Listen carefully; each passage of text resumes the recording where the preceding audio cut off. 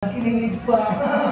Kasi alam mo, kinilig pa si Jolly. Ngayon, nakita mo ng aking birthday celebrant. Dahan-dahan ang best, Hello? Hello?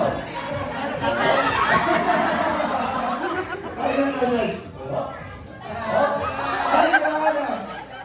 Ayun na. Hi daw sa amin ni Jolly. Ngayon, hi Paul. Hi Paul. Ayun na. Gagamitin mo namin yung regalo sa aking birthday celebrant. Ayun na.